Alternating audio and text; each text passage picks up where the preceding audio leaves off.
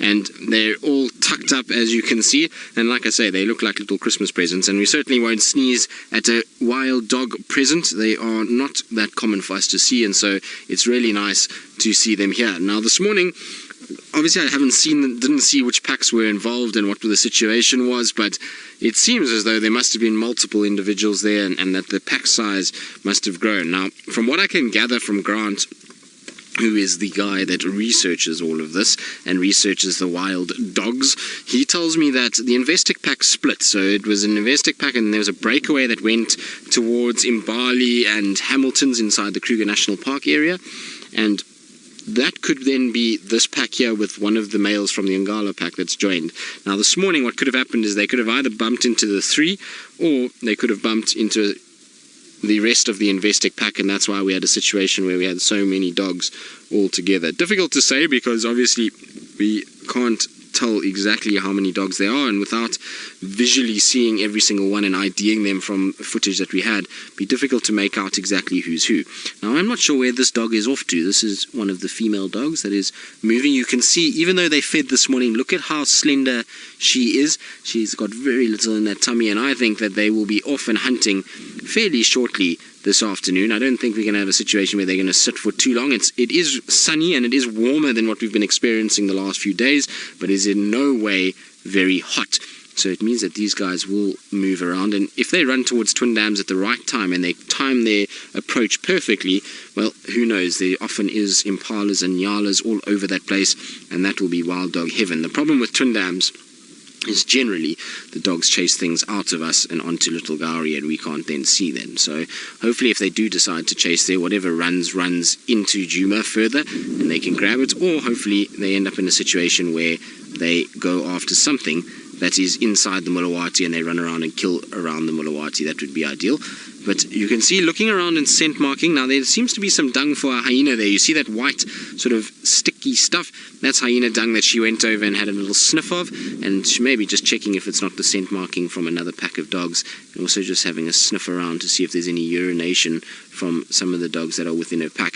At the end of the day, either way we look at this, and either way the packs this morning, there was some sort of interaction between members that are not always in this pack and all members that have broken apart, and that's why you'll find that they'll be very interested in sniffing around. And the behavior that we saw the other day is because males like this collared male that have arrived from the Angama pack have basically caused an absolute stir and have made a situation where these wild dogs are not 100% sure what's going on, and the males are all trying to force themselves onto females. I don't think there's an alpha pair yet that is formed within this pack, and so that's maybe why everybody is just kind of a little bit sort of checking each other out, and there's this awkward mating phase that's going through happening, not going through at the moment, but happening to them at the moment. Here comes another one of the females. She's also coming out now, and they are looking absolutely beautiful in this sunshine. Like I say, now, Lou, you reckon this is Socks? I don't think this is Socks. Socks is a lighter individual than this. I'm pretty sure Socks was the one that was more caramel coloured over the body. I might be wrong, but I'll check and see a little bit later. It could be her. Let's see. I'm sure she had more caramel coloration on her than that, but like I say, could be wrong.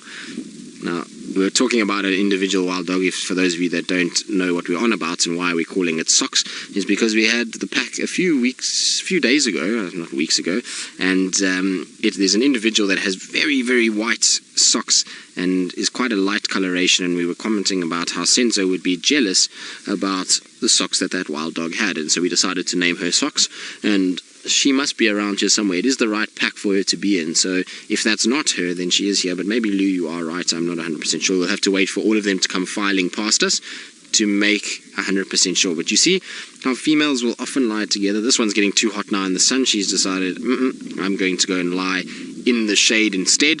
I'm not going to deal with this hot sunshine. It's going to be far better. No, not that side of the bush, this side of the bush. So, Tom, what makes packs split up is little bit difficult. Sometimes it's younger individuals that have this urge to mate, and because generally it's an alpha system, the females can't, and they split off, and the males then follow some of the females out.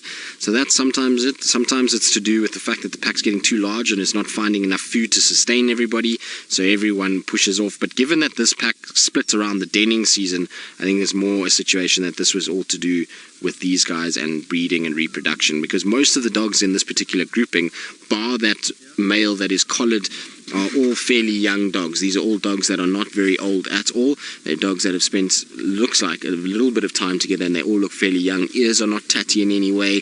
Coats are really kind of even, and there's no visible signs of aging on many of them. They all look as though they're a lot younger. Now, I see one or two of them are yawning, which is great news. It means that hopefully these guys are going to start getting up. And listen, you can hear them squeaking.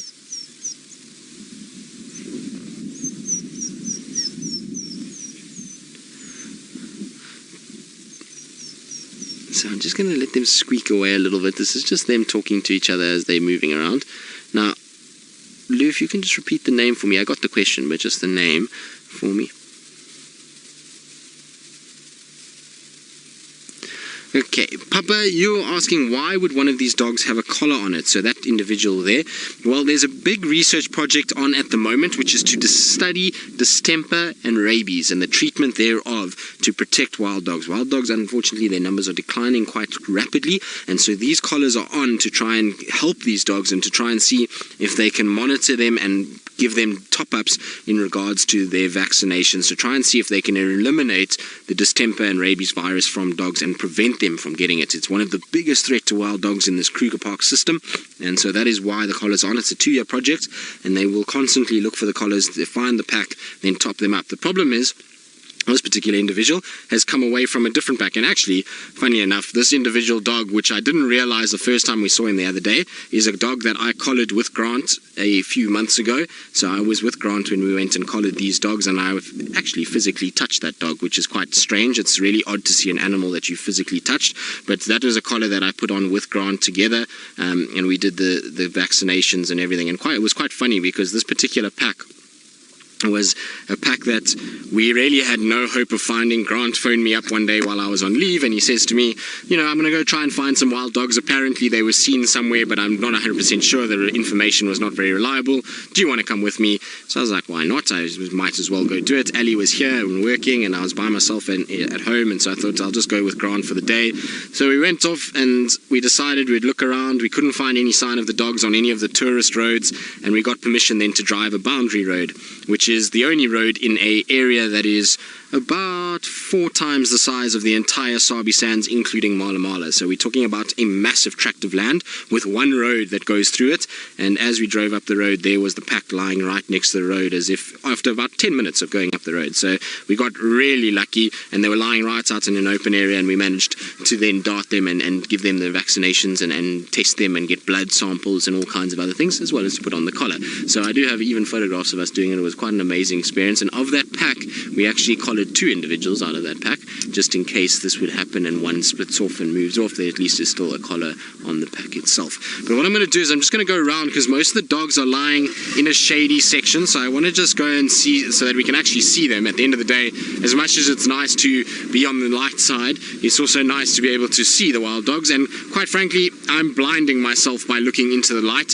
So I'm going to just come around this way, Senzo, and we'll also give Senzo a lot more to look at. And you can see why I was saying it's like a Christmas tree when you see all the wild dogs. There we go, you can see them all lying at the base of the tree, and I can tell you what, it looks really cool. How is that? And you can see how tightly knit they all are, that they're lying all together under this tree, and it also shows you how easy they can be to miss. You can imagine if there was quite a bit of grass around them, how we would be able to drive past them, much like we did this morning, and not even notice them. So it really is very cool to see. So there goes our male, off he goes, and is moving along.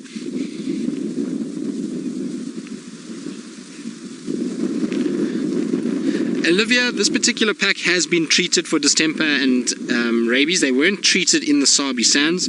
Funny enough, they were vaccinated outside in the Kruger National Park when they were at the Kruger area, and so they have been treated. Most of these dogs will have had some form of vaccination and shots. Whether it's been the full course is anyone's guess at the moment. I'll have to ask Grant if he's gotten all of them. It's obviously difficult for them because they when they do the top-ups, they use drop-out darts, and so they try to get the whole pack, but it's not easy because the pack obviously runs, and every time there's a disturbance in amongst them, then they move quite big distances, and Grant really struggles to be able to keep up with them. And remember, like I was just saying now, here in the Sabi Sands we have roads everywhere, and the areas that we cover are not very big, and we can find these dogs fairly quickly with trackers and all kinds of other things. But in the Kruger National Park, some of those blocks, as we call them, are so big that once they go in there, it sometimes can be 3-4 weeks until they come out again. So Grant has a tough time in following all of the dogs. But yes, this pack, most of these individuals will have had some sort of vaccinations. Whether they work is now the next question. So they've got to monitor and see whether the dogs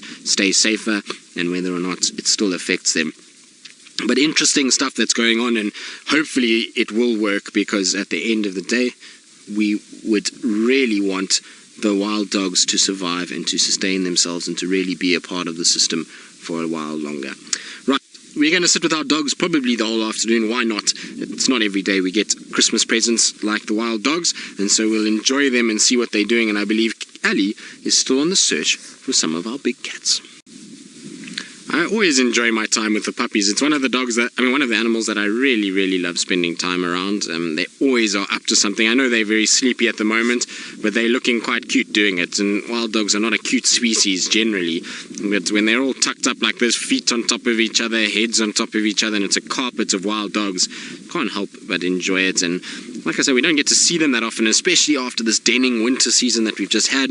It's really been so nice to have dogs fairly regularly this week. I mean, this is the fourth sighting we've had of dogs in the last week, and so really nice to see them, and super excited to spend the afternoon with them. Often we don't get to spend much time because dogs are a high profile sighting, and generally everybody wants to follow them and see them, but as long as they're on Djuma at the moment, everyone saw them this morning, so we're the only vehicle that's here at this stage, and nobody else has even decided to come anywhere near us yet. So it's going to be a great afternoon with them.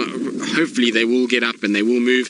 That's one nice thing about wild dogs, is that the general thing with them is that they do move. So they're not like the cats that can sleep the whole day and evening. I mean, lions, sometimes they'll just sleep all the way through the night until the end of drive. Wild dogs are not like that. There's going to be something that will wake them up, and they will get going before the sun sets, and as sun is setting, and then they're going to go on their way and start really hunting. And especially the way that they're looking this afternoon, they're all quite skinny, so they're going to be on the lookout for food, and food is going to be something that they're going to try and go after. So it should be an exciting afternoon with them. Whether or not we'll be able to keep up with them, well, that's anyone's guess, but we'll certainly try, and Rusty's always up for a good run around, and we know that Rusty can do it because, well, Brent Leo Smith has taken Rusty with wild dogs on many an adventure, so I'm sure Rusty is raring to go. It's been a while since Rusty got abused with wild dogs, and so hopefully it will be an afternoon of absolute chaos as we run around all over the show with them. And we know this morning there was a lot of chaos going on. It sounded like with Ali that they were going back and forth and round in all directions, and so hopefully this afternoon will be a bit more of that. But I love the markings of these dogs. It's super good. They have this amazing coloration and this sort of black and khaki colors. They really are quite beautiful. I think so anyway, and I really do enjoy the markings of dogs. Right, well, we're going to sit, like I say, with the dogs for a little bit longer, but there is something that dogs do like to chase around and sometimes even eat, and I believe Ali has found them. Well, you can see impalas are right behind the dogs at the moment. The dogs haven't picked them up. The impalas haven't picked them up, although a dog has now just lifted its head and is listening. So whether or not they're going to see them. There, one dog has stood up from behind the bush, and I don't know if it's spotted those impalas yet. It doesn't seem like it has. No, it's just looking over and around, but I'm pretty sure the impalas are going to come south along the road, and maybe, just maybe, the dogs will spot them, and it's going to be interesting to see if they go for a chase. The impalas, if this was a general hunting scene, are so close that they would definitely go after them normally, but because they're all resting there, you see that dog in front is noticed now? Look how it's popping its head up over the grass. So it's just watching what's going on. Just now its head was down and it's watching now. Some of the dogs are getting up here, but I think the impalas have seen these wild dogs and are going to go running for their life fairly shortly. But let's just have a look. No, that dog has gone back to sleep. So hunting at this stage doesn't look like it's on the cards just yet. I thought maybe with the impalas coming so close and walking right behind the wild dogs, they're just on the other side of that thicket, that we might see a situation that the dogs might end up chasing these impalas. But at this stage, let's see, hold on, the impalas are running. Look at all the ears. Look at the ears. There they go. See, now they're watching the dogs. Now let's see if they're going to start chasing. The impalas all running past us. Look, there they go. They want to go. There's Socks. So Socks is out of the gates first. And that's the dog we were talking about. She's the caramel coloured one with the very white pairs of socks. Now the impalas are running, and there they go. Look, you see, they're working out a way now. And if one goes, you might find the rest of the pack. Here they all come. Look, now they're going. They're going to go. It's amazing how they go from nothing to chasing in 2 seconds. So you can see how quickly they go after the impalas. Impalas all running all over the show. Some of the dogs are just sitting. I think they've missed, unfortunately. None of the other dogs really got into it. They're now stopping and playing. The impalas were maybe just a little too fast, but how amazing was that? Did you see how they just took off all of a sudden? And now look, they're going to come back, and we're going to have a situation where they're going to play and lots of noise. So this is all just greetings amongst each other. And like I said, as soon as they noticed the impalas, they then were up and off they went. They were a little bit too slow on the uptake. Otherwise, we might have had a situation that they might have gone properly and we would have seen a much better attempt. But one definitely did try and tried to get there as quick as possible, but the rest were a little bit slow. Mostly the boys. The boys all kind of stood up and was like, what is going on? And the females were the two that shot off after those impalas. It's unfortunate, but, well, it is the way it goes. And look at these ones on the right. They're still greeting each other at the moment. They're still kind of squeaking and heads down, ears flattened. And this is why I love wild dogs, is because wild dogs do not sit still for a second. You can go from flat sleeping wild dogs to absolute pandemonium, to them running around all over the show and just going absolutely chaotic. So it is the best animal to spend time with, and especially where we are now, because there's going to be a number of impalas and nyalas and various other animals that are going to come through into this area and are going to try and kind of go down towards Twin Dams and using the Mulawati for shade, and then down to Twin Dams a little bit later. So it really is going to be an exciting afternoon with them. I love though how some of them have run and now have gone straight to the tree that they were lying at and lay down again. So it really is quite fascinating just to watch how these guys go about their business. Yep, there we go, back into our tree and curl up like nothing has ever happened. But how exciting was that? Pugmarker, they generally will hunt at sunrise and sunset, and just after and just before. That's the time that they like to be active, when the light is a little bit dingy but they can still see what's going on. So it's a little early for them to be hunting, but when an opportunity presents itself like that, where impalas are at the distance that they were, that's why they took the chance and they went after them. So dogs will take chances when they can, but generally sunrise, sunset is when they're going to go after prey items and actively chase. Now the thing is if they were up and moving and trotting, that would have meant that all of the dogs would have been running and they would have tried to chase different individuals and tries to cause absolute panic amongst the impalas and bombshell those impalas out, that everybody can then get a chance to get around and grab them. So it takes a bit of time to do it, but oh, there's a dog on its back having a little bit of a grooming session with the others. And so the pandemonium that they create when they're all running is the way that they hunt. One dog chasing after impalas, the likelihood of it catching is very, very, very slim, particularly because the impalas noticed it from quite a way away. But exciting nonetheless. How cool was that?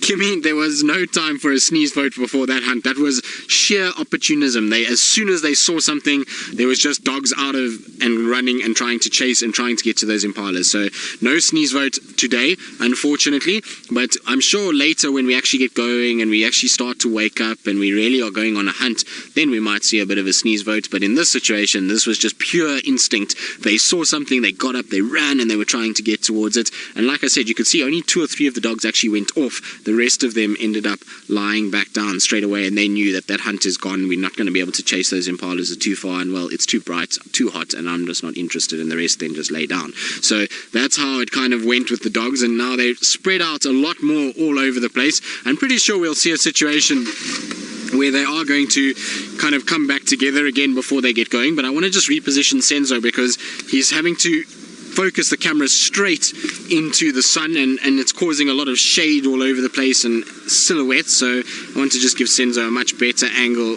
on what's going on, but I also don't want to chase the dogs, so I'm just going to go around a little bit for all of them. Here we go. This is going to be, should be a lot better.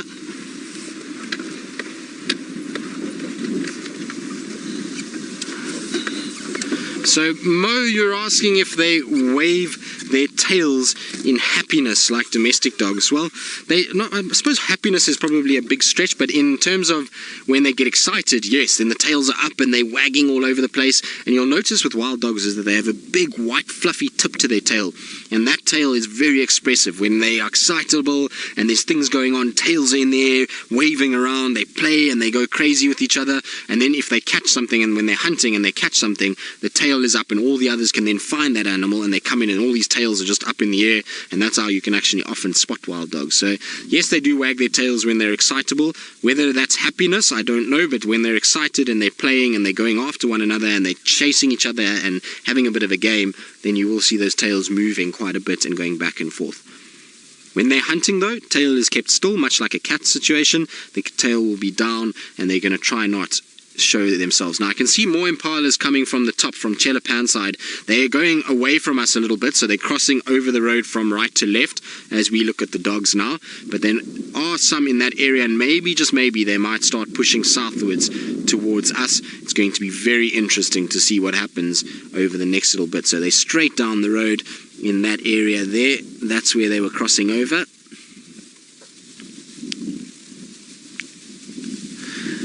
David, you're asking if the lack of the alpha causes the indecisiveness in that hunt that we just saw now. I'm not so sure, David. Possibly. I think the thing is unfortunately they got caught unawares completely. So it was a situation where all of a sudden there was impalas. They knew they weren't really in cover. They knew they weren't up and mobile enough to catch up with them. And so I think it was kind of, should we go, should we not? I don't think we're really going to get there, but let's try anyway. And some of the dogs then went off, and the others then sat still and kind of stayed here. So I think it's just more a situation that they got caught completely unawares of what was going on, and they almost got themselves into a bad position and knew that there was no way that they were going to get anywhere near the impalas, and that's why they all sat down, bar one or two of them. So that's more it than the alphas. Even if the alpha pair was here, you could have found that the alphas were lying way at the back there, and it would have still been up to the other dogs that were in the pack closer to that impala to chase, to be able to see them. So it's really difficult to say whether if the alpha pair was here they would have been more successful, but I think no, I'm pretty sure it's a situation that they have, that these dogs were just caught unawares completely. Right, well, our dogs at least are providing some entertainment already, and who knows when they're going to get up and go again. There are impalas all around us, so we're going to sit tight, and while we do that, let's go back to Ali, who I think is still searching for spots. Well, the dogs are standing up now, and there's an impala just up the road at the moment. So you can see there's the impala over there, and it's kind of staring in the direction of the dogs. I think it's seen something. Whether or not it knows what's going on just yet is anyone's guess, but there are just impalas filing past you at a rate of knots at the moment, and the dogs themselves are aware that things are going on around them. You can see they're starting to wake up a little bit. Just look to your right, dog. No, that's going to send an impala flying in the wrong direction. But no, the dog's completely missed it. It's going to scent mark instead. Lovely. Thanks for that. So that is typical dog behavior. They often do this, and they will do it next to roads, and that's their kind of way of often marking. Now, this dung does smell particularly bad, and the scent is going straight towards me. There's a bit of a sneeze going on. Let's see if this sparks sneezing in amongst all the others and whether or not we see them getting going. The impala is sitting bolt still at the moment. It didn't want to be noticed by that dog. That dog's gone back to sleep, and so it seems as everybody is not going to be hunting impalas just yet. That was very kind of you to walk away from your fellow dog members and go to the toilet rather than doing the business right next to all of them. Strange, though, that they just walk across the road, go to the toilet, walk back again, and take it easy. It really is a very different system to then what we see with the lions. The lions will just go to the toilet right next to each other. They're not too fazed by it. So it's going to be super interesting to see what happens with this impala. I think this impala is too scared to move at the moment because there's just dogs spread out all over the place, and if that impala does move, it's going to have a problem. The thing is with the dogs though is all the impalas that are approaching are coming from that side, and the wind is howling from where we are straight towards that impala, and that means that these impalas are going to pick up their scent long before the dogs even see them. If it's the other way around, we're going to have a situation where maybe the dogs will pick up the impalas first, and we'll have a situation where a bit of a hunt takes place. But at least there is prey animals all around us, and hopefully it means that the dogs will have some success this afternoon close to where we are now and won't disappear onto another area. Now I believe that quarantine was also just found right now on Torchwood once again, which seems to be a fairly typical place for quarantine these days. He seems to like hanging around on Torchwood side of life, and I believe there's tracks also for Tumba somewhere in that area, so hopefully they are around, and hopefully Tumba does go south towards Chitwa. Apparently quarantine is going northwards, and I don't really like the sound of quarantine and Tumba being together, even though they are distantly related. I'm pretty sure quarantine is not going to be too tolerant of Tumba like Tingana is, so that's going to be super interesting, and to see what plays out there, and hopefully quarantine will be nice to little Tumba, and little Tumba will come back to Djuma where he knows it's a little bit safer and away from quarantine. But I'm super surprised that none of the dogs have gotten up and gone. The one dog was staring at that impala and decided, nope, I'm not going to deal with that, and just left it alone. You can see the collared dog is still having a fat nap. I suppose this morning they did run around like absolute hooligans. Last night seemed to be quite eventful as well, of multiple different individuals running in and out all over the place and going all over the place, so, and running into lions and all kinds of other things. So I suppose they have had a long evening and day, and so a bit of a rest and sleep is well deserved. Isn't that cool? A beautiful animal, and the markings are amazing. All the different patterns that they've got, from the blacks to the khaki colors to the little blotches of white, and you'll find every single dog is different, so we are able to work out who they are just given the patterns that they've got. So it's like a little fingerprint for them. They all have their own markings and their own painting basically that they've got all over them, and that allows us to work out exactly which dog is which and be able to then follow them as they move around and disperse and join other packs and all kinds of other things. It's an absolute headache, I would imagine, to follow all of these dogs and to ID them. Remember that poor Grant is IDing dogs when they're having 18 puppies at a time. He's having to put ID kits together for those little dogs that form puppies, and then to be able to work out which packs they belong to and when they distribute and disperse. It must be a really difficult process, and one that certainly is a lot of an undertaking and a lot of effort that goes into it. So certainly appreciated by us when we can contact somebody like that to help us out. Ginger, you're asking if a single dog can go back and forth multiple times between different packs. No, not really. So what you'll find is generally when a dog leaves a pack, it moves off onto another pack and goes to another area altogether. It's very seldom that you'll find a situation where the dogs would be able to go back into a pack that they've left and join. I suppose it has happened. I would imagine it has happened, but very seldom, and they certainly won't bounce between packs. Once they find a pack and they're happy in that pack, they generally stay there for quite some time until maybe something comes up like they want to mate or something like that, or there is a separation via the size of the pack that will then cause them to sort of distribute out and go into other areas. But I don't know of a case where a dog has left a pack, gone to another pack and gone back and forth between them over a short period of time. So I don't think it happens, and I don't think that the dogs are fairly happy about the fact that a dog comes in with the smell of another pack. And remember that the scent will be strong. If it's a dog that distributes away, by the time it reaches another pack, often it doesn't smell like any other dogs. It just has its own scent. It hasn't got the scent of another pack, and so that makes it, not as offensive as if there is something like a dog that has come out of a pack that's together and there's lots of smell and lots of different animals scent on that dog. That will make these guys a little bit more hyped up and a little bit more kind of irritable about what's going on. So very little movement, I would imagine, back and forth would ever take place between the dogs. And you can see how big their ears are. They're massive, massive ears, and this wind that's blowing now is going to be disturbing those ears a little bit, and I hypothesize that's why the dogs keep sitting up and looking around, is because the ears are causing a lot of rustling in the grass, and they're picking up sound and they're just checking around what's going on, because remember, they'll be very nervous of things like lion and even leopard and hyenas, and so when they hear hear rustling around them, they need to double check and make sure that there isn't anything. Now the dog in the back seems to have spotted something. You can see right in the background there's a dog that's just sat up now and is watching. There we go. No, it's popped its head down again. So it kind of got up as though it had seen something. And I know the impala has disappeared in that general direction that it's looking. So I thought for a second there, maybe, just maybe, this dog had spotted an impala lurking close by and was going to go. But it's decided back to sleep and back to waiting for the rest of the pack to get going. But isn't it crazy how we've gone from active to sleepy in 2 seconds? Darlene, when an alpha male dies, not really much happens. In fact, in a short space of time, and not long at all, you'll find another male is taking over and is basically becoming the alpha of that pack. So they move on quite quickly when it comes to alpha males. But in terms of females, alpha females, that's a little bit of a different thing. That takes slightly longer.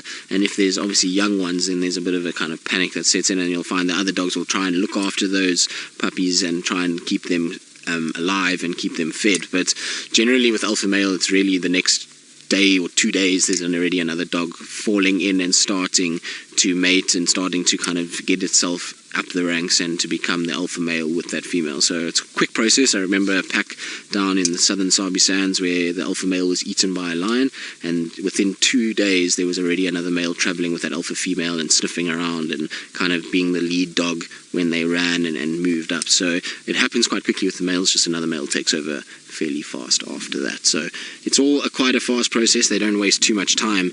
These guys, particularly the boys, they get the job done as quick as they can and take over as quick as they can. So you'll find that there will be older dogs within this that are slightly more powerful maybe, or even younger dogs maybe that are more powerful than the older ones, that are able to then sort of wrestle their way up into the top and take over fairly quickly.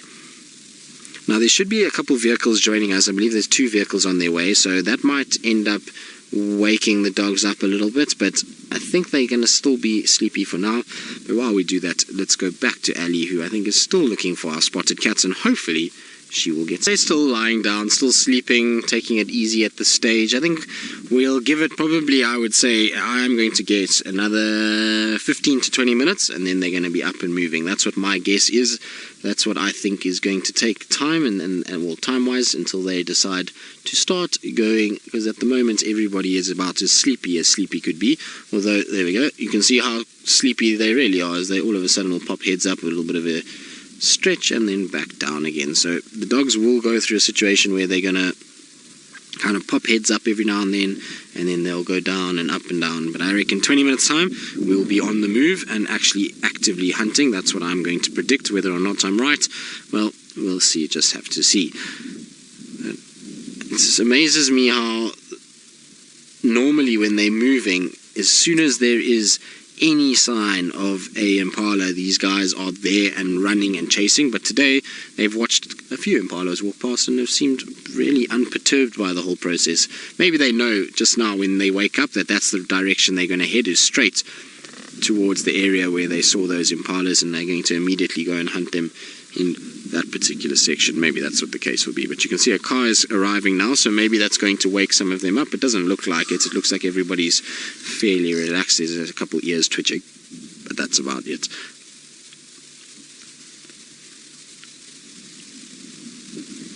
Nope, back to sleep again we go.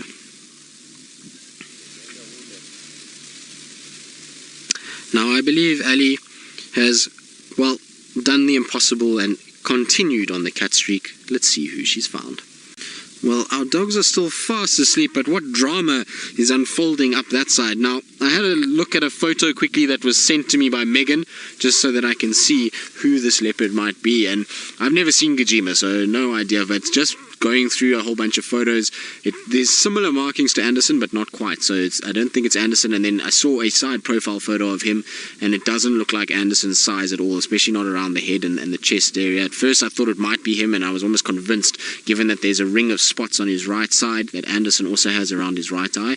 And then when I saw him kind of side profile and actually walking, it looks as though it must be Djuma. And also we know that yesterday morning Djuma was on a fully grown male impala kill, and that might explain that massive belly, and Mvula was not too far apart. And I believe this afternoon that somebody saw 2 male leopards together somewhere around Viatela access, so that would explain a lot more of what's going on, and would most certainly explain who it is. So I think Djuma is probably the best call on all of this. It's either way, it's awesome to see, and whether it's Djuma or Anderson doesn't really matter. Either of them is a good sort of sighting of them, especially in that corner, because that's not an area we've ever seen Djuma before, and at least we've got spots to fill our Feline Friday while our dogs rest. Now, I did say that the dogs will get going in the next, well, I said 15 to 20 minutes. That was 15 minutes ago. So we've got 5 minutes for the dogs to wake up. So far, not much is happening on the dog front. They're all kind of just static and sitting and sleeping. The sun is getting to an angle now. It's getting quite oblique and quite low down. And so I'm convinced that they are going to wake up at some point. I really am convinced about it. My timing might be slightly out, but let's have a look and see. There was 1 or 2 dogs that were stirring in the background just now, that kind of got up and they messed around with each other a little bit and then lay down. So there has been signs, but nothing major just yet. I am really hoping that we see some sort of activity in the next sort of while, because the dogs, as much as they are interesting sleeping, they're far more exciting when they're running. But I'm so happy for Ali to have found that leopard. I really am. It's something that, you know, when you look for an animal, you find tracks for an animal, and you then find it yourself, it's got to be one of the best feelings, and particularly leopard. It's an animal that's tough to find, and when you've kind of tracked it a little bit and you've looked and you find one, there really is a good feeling. And Ali often says that she's no good with leopards, but she proves otherwise regularly. So I'm quite glad for her, and I'm super happy that she managed to find a male leopard, and sounds like an epic sighting as well. So it's really cool to hear and to see, and hopefully it's just going to continue our afternoon of epicness, because, well, I suppose we've had the dogs chase an impala briefly, we've had male leopard, and now we're going to have the dogs for the rest of the afternoon as well. And hopefully it's going to just be one of those crazy Feline Fridays. And certainly Djuma has been so good to us over the last little bit. We cannot complain one little bit about the sightings that we've had. We've had amazing leopard sightings, and it just goes to show when a bit of sun comes out, the leopards are a lot easier to find. I mean, this afternoon already, just between the northern traverse, so Buffelshoek, Torchwood and Viatela, this is now the 3rd leopard that's been found. So prior to this, with the grey overcast conditions that we've had, it's been a little bit difficult to find them, but as soon as the sun comes out, that tends to push them into areas where there's water, and we get to see them moving around a lot more. It also means tracking becomes a lot easier. I was saying to Senzo this afternoon, as we were driving, the tracks just seem so much easier to see in this brighter, clear weather than they were this morning. This morning I was struggling to see the lion tracks, but this afternoon I've had no problem seeing tracks. It's been a lot easier. There's that little bit of shadow that's created by the sunshine, so it's definitely helping to have a bit of sunlight out and about. Also, if you have a look on the road here, Senzo, if you're just on my right hand side, you'll be able to see some tracks that are just here.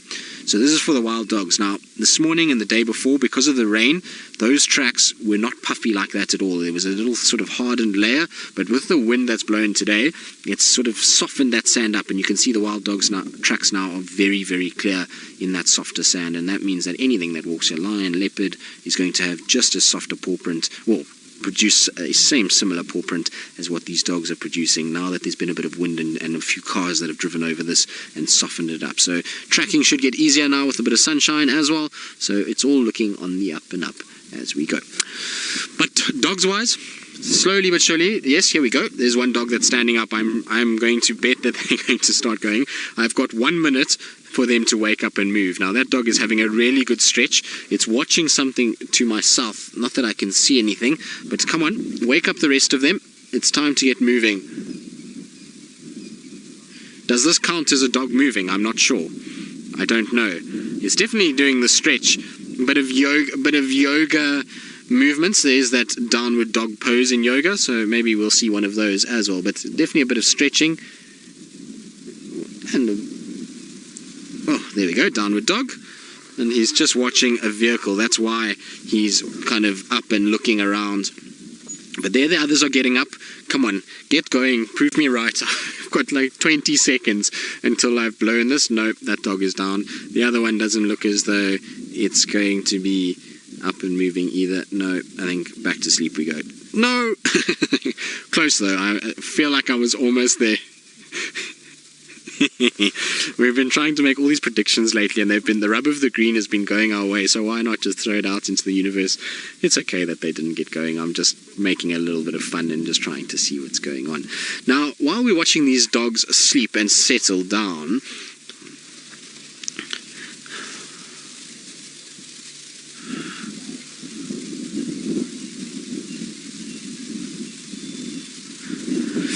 so Jackie's class in Illinois says Carson and a few other kids within the class did a research project on the African wild dogs last year, and they want to know if they're still endangered. Yes, they are. They're still highly endangered. In fact, their numbers are not increasing in any way whatsoever. So unfortunately, their numbers are still going downwards, and the only real places that we're finding wild dogs stable and actually doing okay is in the Kruger National Park system, and then in Botswana and Zambia, where their numbers are fairly stable. They're not really going up or down, but there has been no increase in the population of wild dogs, unfortunately, and there's been decreases in populations in Zimbabwe and other parts. So unfortunately, not great news, but yes, they still are highly, highly endangered, and probably the most endangered species that we see in this particular section of South Africa in terms of the wild dogs. But slowly but surely, heads are being raised and lifted. The sun is going down a bit and it's starting to get darker. And so I think that we're going to have a situation that they are going to get up and start moving around. Now, I was saying just now, while we're watching the dogs sleep, maybe is a good time to reflect on our movie suggestions for the afternoon. I don't know if Megan has managed to pick out any interesting movie selections that we can maybe have a little vote on. I'm not sure. There we go. So I believe there's been lots of movie suggestions. So it's always a good thing to do while the dogs are sleeping, is to see what movies we can pick out for this evening, give them a chance to wake up. Hopefully there will be maybe a dog theme movie is appropriate for tonight. Who knows? What do you think, Senzo? You think so? A dog theme movie for tonight is appropriate. Okay. So, yes, Louise, I do agree with you that most of the time any movies featuring dogs generally are sad at some point, and they make the girls cry, which we don't want to do. We don't want sad ladies tonight. We want the ladies to be jovial and happy, so maybe a comedy of some sort. Is there no comedies featuring dogs? There must be comedies featuring dogs. You want action, Senzo? Senzo's all about the action. Oh, I don't know. I think something that makes us all laugh is good.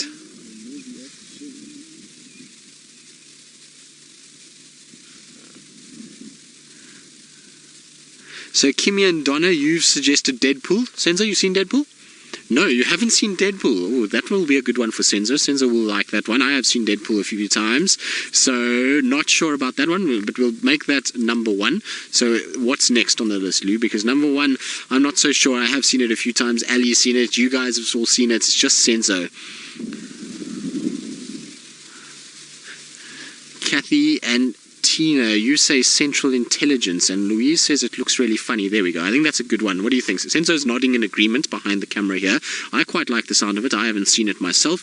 Louise hasn't seen it, and Louise has watched about every movie that's ever been made, along with Jerry. The two of them are little movie freaks, and they both watch them all the time, as well as Megan. Actually, our FC girls do love a good movie, and sometimes they do have movie nights, just the girls.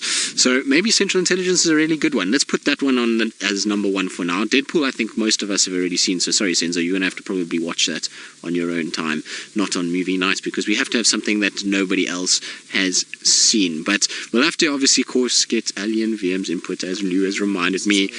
This is just from our side. We obviously are trying to give our input from Rusty. I wonder what Rusty also votes Central Intelligence, by the way, because nobody asked Rusty, and so does Pooji. Pooji's also over here, and Pooji also votes Central Intelligence. So we are outnumbering everybody already just on the Rusty vehicle.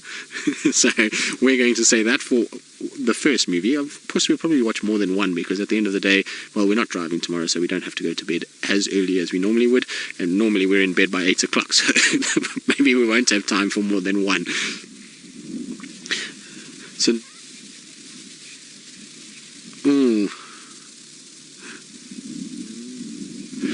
Karen, Mita, and many others reckon Wonder Woman, because there's action, there's, well, superheroes, there's ladies, there's all those kind of things. And, well, because Mita always asks the best questions, and I really enjoy the questions she asks, I will say that we will try and watch that this evening. I'll bend to that as well.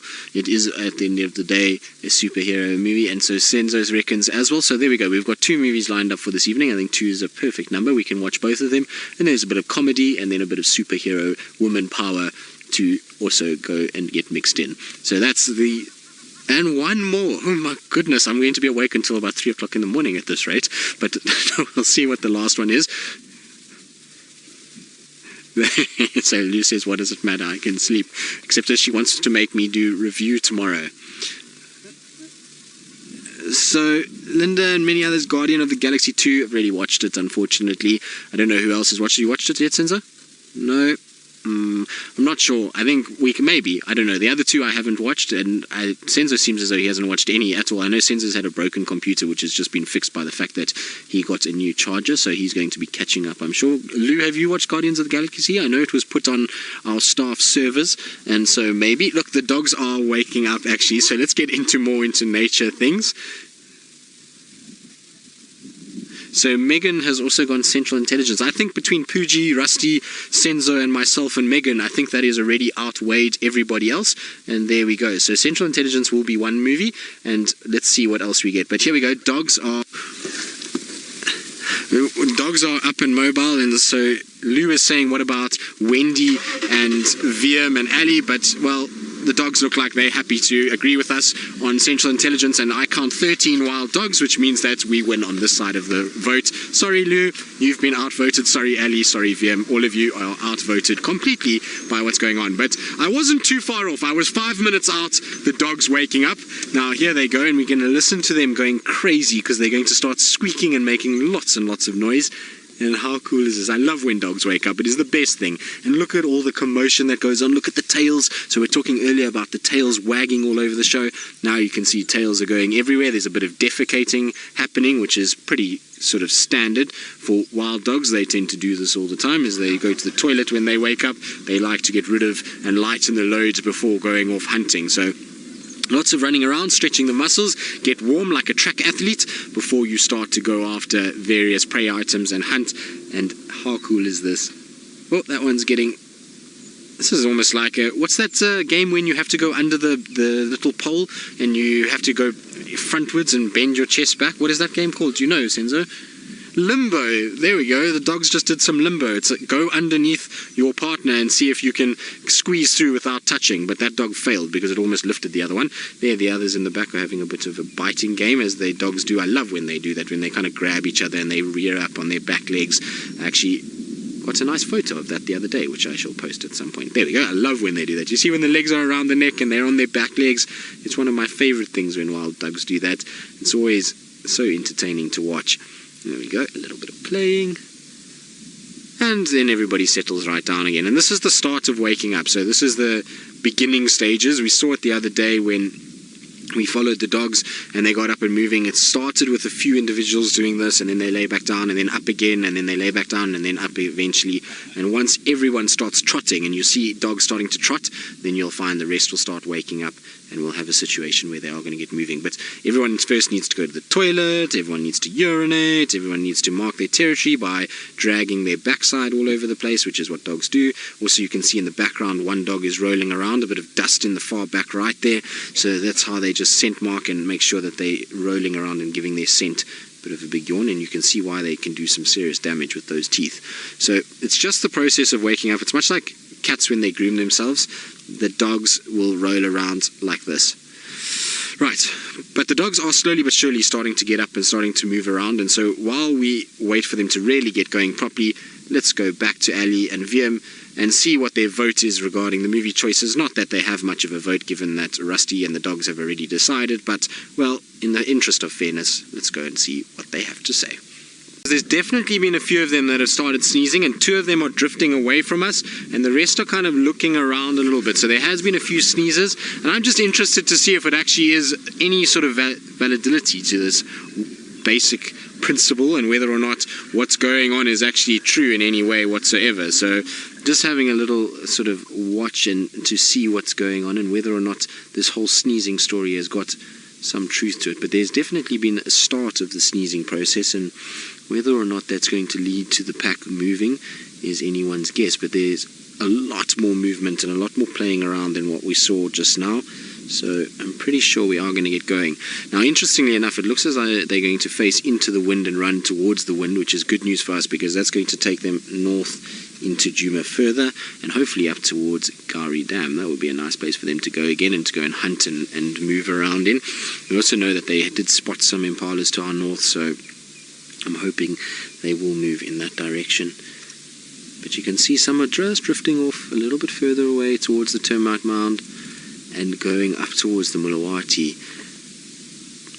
Now, I don't see any of the impalas anymore. They seem to have all drifted off. There was impalas just on our left-hand side earlier that they obviously watched, and impalas were moving around in that general vicinity. So it's going to be interesting to see whether or not they head that way from where they spotted impalas, or if it's going to be more about a democratic process via the sneezing story that we've been entertaining the last little bit. But it certainly seems like there's some element of truth to it, because since they've started sneezing there's been a lot more movement than what we saw earlier. And there's a bit of squeaking going on as well, as though to encourage a bit of movement, but some of the pack is still busy grooming and getting themselves ready for an afternoon of movement. So let's see, a bit of grooming going on, which will inevitably lead to a bit of biting and a bit of playing at some point. Generally doesn't groom each other for too long. They're not like the cats that will sit and go through a very solid grooming process together. Normally it ends in somebody biting the other one, and then there's a bit of game played. But those teeth are incredible. So if you doubted the jaws of a wild dog and wondered why they're so effective at doing what they do, you can see very clearly those teeth are designed for tearing flesh non-stop.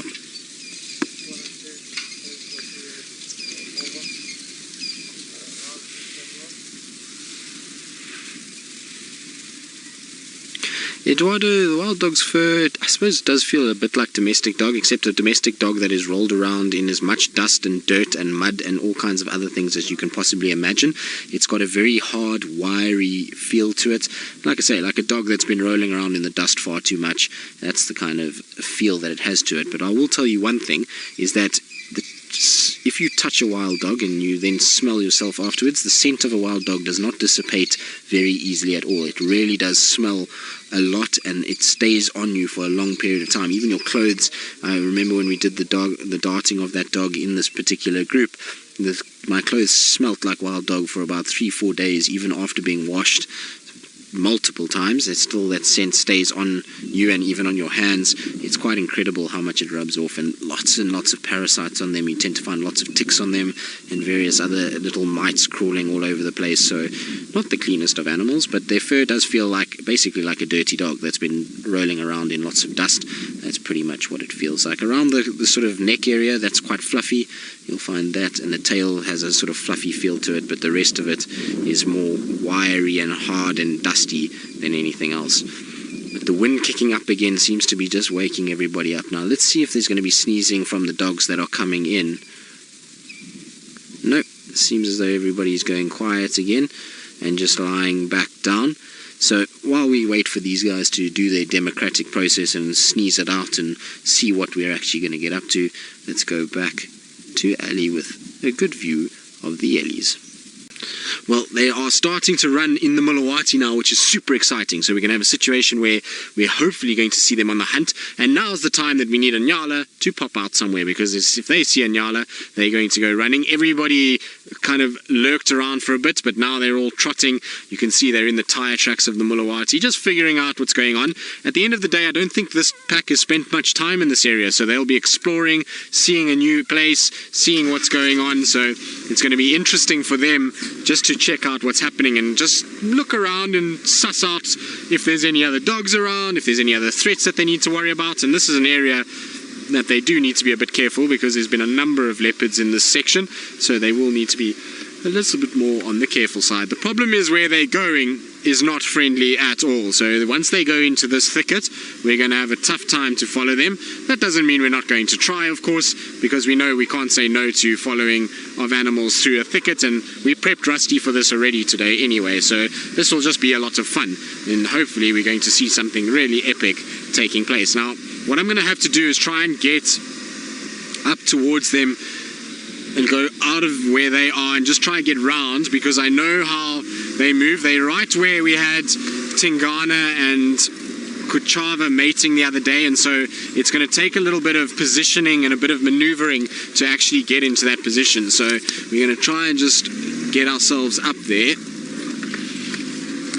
There we go. So it's just going to take a little bit of maneuvering and agility to get through here. Now, Senzo, you're going to be tasked with trying to spot them and watch them, because through this stuff I'm going to struggle to be able to see them, but they are exactly where I thought they would be. It's exactly where we had our mating leopards a few days ago. There we go. So you see impalas just there. So Senzo says he can see some impalas just on our left hand side, but we're going to try and just keep up with the dogs in case the dogs miss them, because where the dogs are now, if they run further west and we sit with the impalas, we're going to have no idea that they're moving off. So better to be with them and to stay with the dogs and chase with them than to be on a prey item that they might miss and move away from. So you can see they're all kind of spread out in front of me, and hopefully from here we'll see them moving around.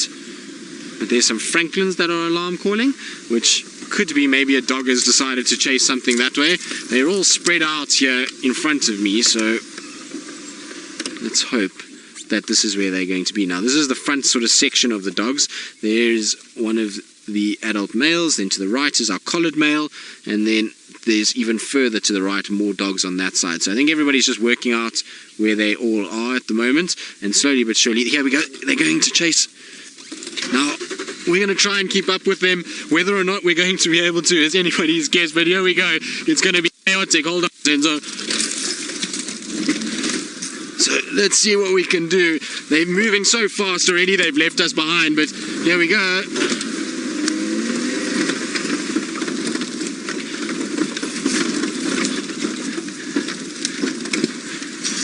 So a bit of Ferrari safari on a Friday, it never hurts anybody. It's always a bit of fun, as Lou says, so we're going to try and keep up. Now, Senzo says that they ran this way, so I want to try and see if I can get into that direction. Come on. Come on, Rusty. Out of the sand. Here we go. Now, which way they went is anybody's guess, because I feel like they must have run sort of down towards this section, but I'm not 100% sure. Can you still see them, Senzo? So here we go. We just try and get up the hill. Come on, Rusty, come on. There we go, Rusty, well done. It seems as though they might have missed, though, because they've run in this section and they're on the road by the looks of things, from judging from the reaction of other people. It seems as though they're just in the road here and just having a little look at what's going on. There we go. So they did miss the impalas, and now they're just sitting, regrouping, and you'll find the whole kind of pack will come together again, and everybody will just wait for one another to arrive. After a small chase like that, you have a situation where everybody's kind of got to regroup, and then they'll start trotting again after that. But the sun is at the perfect angle now. You can see beautiful golden light just above them. There's a bit of sneezing again. Now, whether that's communicating or dust, who knows, but they did have a go at those impalas, that's for sure, and it must have been very close, because the whole pack is here. So there we go. There's more sneezing happening. Interesting. Never noticed it before, but it seems to be accurate. Every time they move, there is some sneezing that goes on along with it. And particularly when it comes to actually trotting for hunting as opposed to just moving and relocating. They seem to only sneeze when they're going off on a hunting expedition, as opposed to just walking around and relocating and sitting somewhere else. Oh, can you hear that? In the distance there's a bird calling, and it's saying Piet my vrou, which is the first cuckoo I've heard since the summer started. So there it is. So there was a cuckoo calling, which is awesome. news. So that's first of our migratory cuckoos that is arriving. Now I've got to just make space for a vehicle that's in front of me that was reversing before it hits into the front of the car. We don't want that. So we're just going to try and keep ourselves out of the way of all the vehicles that are here. And we're going to try and follow them. And what we'll do is just do a leapfrog effect basically with the vehicles as we go. But how beautiful is the light on these wild dogs? The light is absolutely fantastic. Just trying to work out if I can just follow them parallel to the road, because otherwise we're going to sit behind a vehicle the whole time, and I would prefer not to. So if I can follow them like this, then I'm going to be a much happier individual. And look how beautiful this is with the light. The light is absolutely wonderful. It's orange sunset light, wild dogs all over the place. It really doesn't get any better than what we're seeing right now. And you can see everybody's kind of scattered. Typical wild dog hunting motions is where they kind of spread like this. They don't sit in one little small unit and will pack together. They don't run in a single line when they're not on the road. They will spread out into a grouping like what you see here, and they'll then start to move around and almost flush animals as they go. So they're going to try and flush things like duiker and steenbok and all kinds of other animals that are in this general vicinity, and they're going to try and push them out and try and then chase after them. So there's going to be a lot of movement of them, and a very spread out situation as they go along. Now I seem to be collecting branches as I go here, so I've got a few monkey oranges that I just want to get rid of quickly. Thank you. We don't want you on our car. You can stay behind. As much as we like a good monkey orange to tag along, I would rather not have any monkey oranges with me. But before we go any further, Senzo, if you can just show that, I'm going to reverse back. The dogs are still ambling and trotting, but there is the most magnificent sunset from where we are at the moment. Look at that. Bit of cloud cover. Absolutely beautiful. So that's our backdrop, and our foreground is a whole bunch of wild dogs that are trotting through the bush. So it really doesn't get any better a way to finish a Friday and finish a week than sitting with what we have right now. So very cool. Right, now I'm going to try and keep up with these dogs. They are heading slowly but surely along Mamba Road, and they are heading sort of eastwards now towards Leadwood, Mamba, between Mamba and Leadwood. That's pretty much where they're heading at the moment in the block, and so hopefully we're going to have a situation where they're going to pop out on one of those roads. Now we are doing a school drive this afternoon, not just yet, as Ali may have mentioned earlier. She might have just jumped the gun slightly, so I'm hoping that the dogs will just settle long enough that the kids can be introduced to one of Africa's most endangered predators, because for me that would just be the most wonderful way to kick off a school drive afternoon. I think it would be really very pleasant to see the wild dogs and to have this incredible racing safari for them. Not that we want to teach them to drive fast, but it just will be lots of fun, and they will probably thoroughly enjoy the action-packed afternoon that it would be if we follow wild dogs through this. Now, so Senzo says there's impalas in front, so we're going to have to get first gear ready, and soon we're going to be flying. So, sorry Lou, if you can just repeat that. The crunching of trees here means that I didn't hear very much as well. Also, I'm just far too excited, and I'm talking too loud.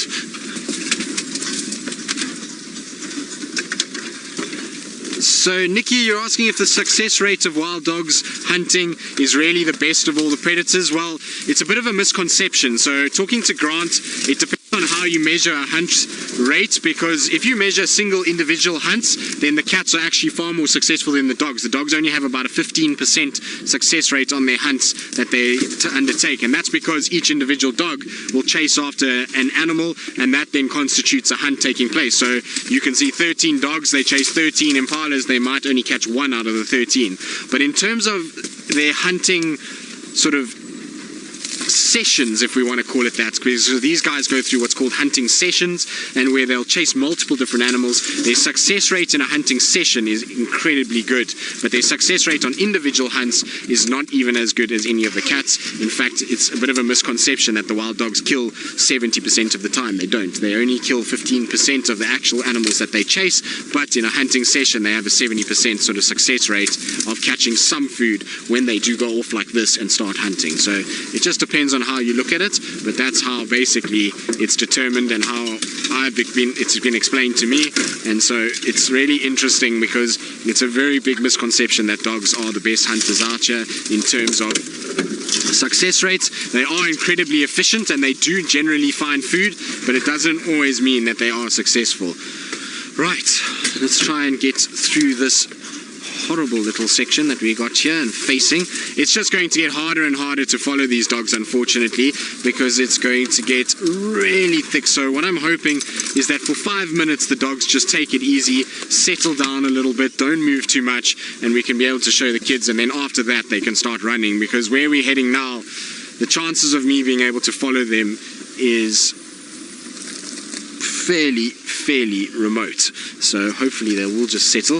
I've got a few branches that are attached as well. This is really not the best place. The guys have been doing clearing of the monkey orange here to brush pack certain sections, and that's meant that it's really tough to drive over this stuff. It's a lot harder than it would have been had they not cut it, and so I'm battling a little bit to find clear pathways through where there's not little chopped off stumps and difficult areas. But so far so good. We're still managing to keep up with the dogs at this stage, which is wonderful news.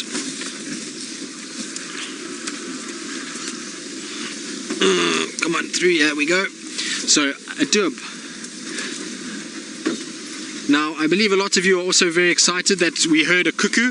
I know, isn't that cool? Wild dogs, cuckoo, it's all happening. I'm super excited. I love the fact that we're hearing cuckoos again. Cuckoos are one of my favorite sounds of the summer. I know that particular bird that we're calling the red-chested cuckoo that sings the Piet May Fro situation, that particular one can get a bit monotonous after time, but when you haven't heard it for so long, for me it just sounds like summer and happiness, and that's why I really enjoy hearing it and having that sort of call resonating through the drainage line that is the Mulawati. So there we go. Alright everybody, just stop for 2 seconds and let us just calm down to a panic, and then we can get this school drive started just now and still have you guys with us, because no, don't run now. Behave yourselves, all of you. They're not listening to me. It's a pack of unruly dogs that are just on their own mission altogether. So I'm going to try and keep up with them. It's obviously going to be tough, but we shall certainly give it our best shot. Senzo, be careful. I don't want to decapitate you. At the end of the day, we, like I say, like our cameramen here on Safari Live, and we certainly want to keep them alive at any cost possible. Also, it's a lot of mess to clean up if we lose a head of the cameraman, so let's try and avoid that as much as possible. Now I'm going to try and keep up with them so that we can start the school drive with the wild dogs. While I do that, let's go back to Ali and see what she's up to and whether or not she's got any plans for the rest of the afternoon. Well, welcome to Mojave Elementary and to a chaos start to our afternoon. My name is Tristan, and on camera today I've got Senzo, and we're trying to follow one of the rarest predators we have out here, and that is wild dogs. They're running around all over the show, and I'm trying to keep up with them through the thickets. Now I can see one of them just in front, so we're going to try and get there as quick as possible. Now remember, this is interactive, so you can ask lots of questions. Just send your questions through to your teacher and she will give them to us, and we will try and answer as many as we can. Now the last wild dog I saw was over there, so I'm just trying to get round towards where they are, but it's very thick and very difficult, and we're trying to crunch through some of these trees to get there, but it's not easy at all. So hopefully I'll be able to show you a wild dog. There we go, there the dogs are, they're right in front of us, and like I say, this is one of Africa's most rare, difficult to see animals. We're so lucky that we get to see these wild dogs. They are the most incredible animals, and what they're doing is they're hunting. So they're now out, the sun is just set, the dogs are on a full-on approach to try and find animals to hunt. So they're looking for lots of antelope like deer, what they can chase, and there's 13 wild dogs in total in this group, so they all split up and they're all around us. Here comes the rest of them. They're going to run past the car now, so they're just coming from our left-hand side, and they're going to come past and try and chase things. Lisa, wild dogs do live in packs, much like wolves, and you want to know how many are in a pack. It depends, Lisa. We can have lots of different numbers, anywhere from 3 wild dogs all the way up to over 40 can be together in a pack. This pack that we're following right now is 13 wild dogs, so there's 13 in total, and they're all over. So even though we can only see a few of them, there are 13, and it looks like they're going to join together in front here. There's all of them are kind of in one place, and so I'm hoping that all these dogs will come together and we'll be able to see all 13. They were sleeping for most of the afternoon. They can just hide away in plain sight. Now our stick insect actually flew off. They do have wings and they can fly, so it flew off my hand while we started driving, unfortunately, so I can't show you anymore. But at least we've caught up with the wild dogs. Now they're all spread out in front of me and they're all kind of just sitting and listening, and you see, look at how big their ears are. Their ears remind me of Mickey Mouse, and they've got big ears that they can listen to what's going on and hear any antelopes that are moving around them. So that's what they're trying to do, is they're trying to use these big ears to hear and to try and figure out where animals are that they can then chase after. So it's all a bit chaotic with the wild dogs, and that's why they run in different directions. Then they stop and they listen, and then they run and they stop and they listen. So it's going to be a bit of that this afternoon, and eventually, hopefully, they'll come across some sort of antelope that they can then chase and hunt from there. So really, really exciting, and it's the best time of the day to be with the wild dogs because we get super lucky because they're very active. Like I said, the afternoon they were sleeping and they weren't really doing very much, but now they're looking for food, and you can see that they're quite skinny. Wild dogs are much skinnier than a lot of the other animals, and they have to be because these guys are like marathon runners. So they're not like the big powerful sprinters like the lions and the leopards and the cheetah. These guys are built to run for long periods of time, and so they're slender and thin, not too heavy, so that they can carry their weight around for a long time, and they will hunt for hours trying to look for food, and they chase their food for long periods of time as well. So it really is pretty amazing to watch them, and it's one of the most exciting animals in the bush to follow around. Even though it's not a big cat, and the big cats have a lot more sort of fame, they still are amazing. Faith, the reason we can get close to the dogs without them running away is because the wild dogs are habituated. Now, habituated is a word that we use when an animal becomes used to you. So, you know, like your dog, if you call your dog, it comes to you. It's the same thing with the wild dogs. They know the noise of the car is not dangerous, and they can stay quite close to it because the car is not going to hurt them and it's not going to steal food from them, and that's why they don't mind too much. But they're busy crossing over now, over Leadwood Road. Oh, hello dog, sorry. Now, I am going to have to probably let some of the other guys know because there are guys that are trying to find us, so I might have to go onto the radio just now. Yolanda, you're wondering how fast they can run. Well, at the moment we're just trotting, and so this is a little kind of hunting pace that we're running at, and this will be very gentle. This will be probably, I would say, about... maybe we're running at about 5 miles an hour, not even, but when they are running at full speed, they'll be running at about 35 to 40 miles an hour. That's how quickly they'll be going. So they're all moving around. There's one that's chasing. Look, they're chasing now. See how quickly they're starting to run? So we're going to try and keep up with them as they go after whatever they're chasing. I can't see what they're chasing after. I'm trying to keep up with them, but they definitely have spotted something.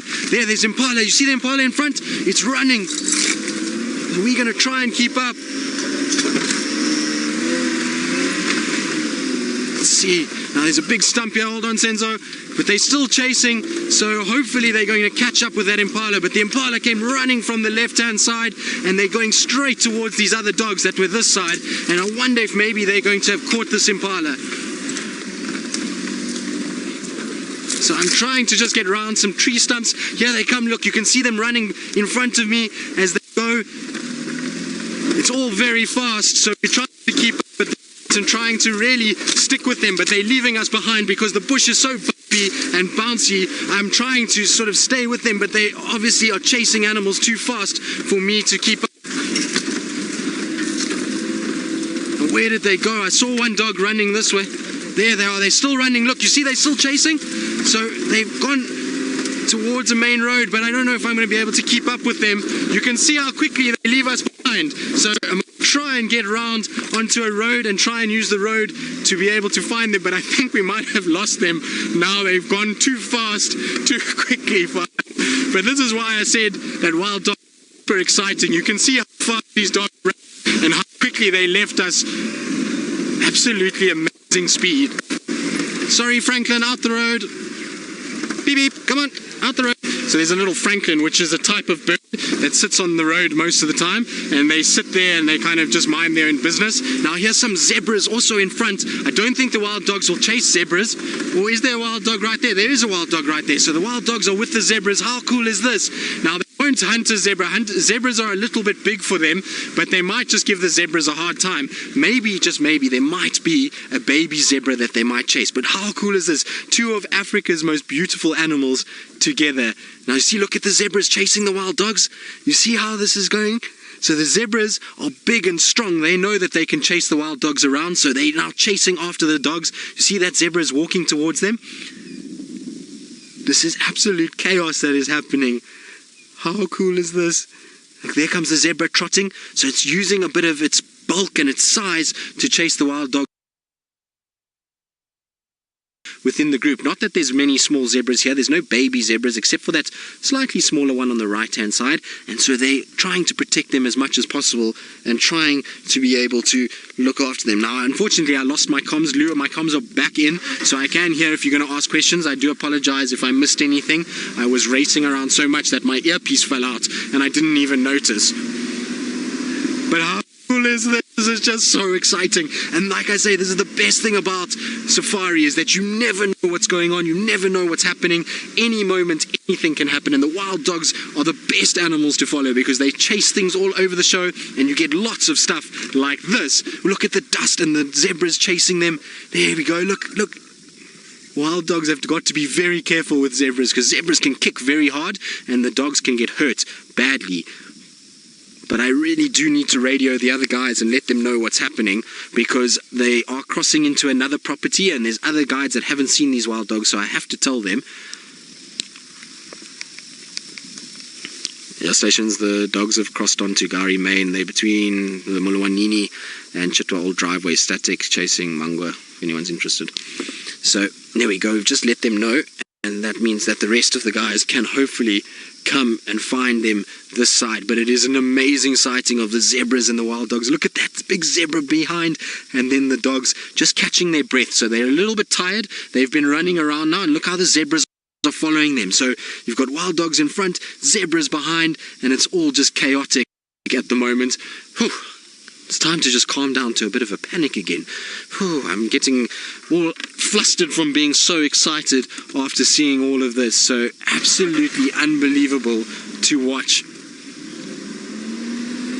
This is as epic as it ever will be. You're being absolutely spoiled today, seeing one of Africa's most endangered predators interact with one of its prey items. It is so special. We really are getting really treated to an amazing sighting. There go the zebras again. Look, they're going to chase these dogs down the road a little bit further. So there we go.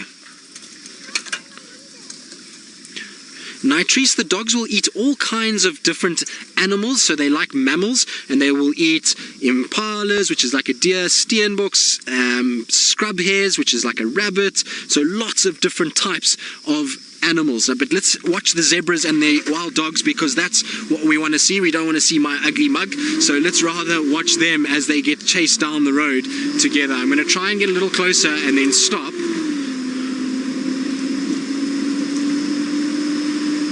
So John, if the wild dogs get too close to the zebras, then yes, the zebras can hurt the wild dogs. A kick from a zebra is very dangerous and can really hurt. So if they're not careful, they're going to get a kick to the face and they're going to get really sore. So it is dangerous for a wild dog to go anywhere near a zebra. Here comes another wild dog coming down from Chitwa Dam. And so they're going now, continuing along, and you can see the zebras are not happy about another dog behind them, and they're chasing that wild dog away, and so the wild dogs are going to have to all regroup on the other side. So we're going to try and just keep up with them as much as possible.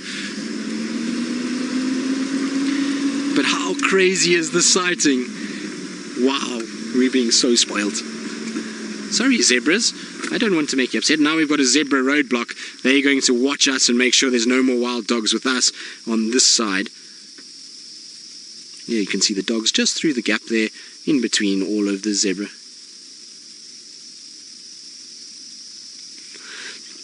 Sylvia, a group of zebra is known as either a herd or a dazzle of zebra. And a dazzle is because, look, when all the zebras are together and they're in a tight ball, they look very difficult to see one from another, and the stripes all melt into each other, and so it's called a dazzle of zebras when they're all together, because it dazzles your eyes. So that's why they get that name. Now, the zebras are going off onto the left-hand side, so we're going to try and keep up with our dogs, which are still in. They are the ones, because they are the ones that are causing lots and lots of crazy entertainment. So we're going to try and keep up with them. And the zebras, I think, have decided we've chased the wild dogs enough. We've moved them away, so we can now go off onto the left and carry on our feeding, and the dogs can carry on their hunting. Right, but where we are going to go now is that into a dip and a drainage and a riverbed. We have a few difficult patches of signal. So before I lose signal, let's go back to Ali, who wants to say hello and to see what she can find in the dark.